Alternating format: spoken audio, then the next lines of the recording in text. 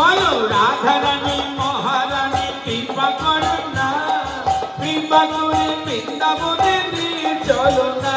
ওগো রাধারানী, ওগো রাধারানী মহারানী করো না, কৃপা করে বৃন্দাবনে লয়ে চলো না।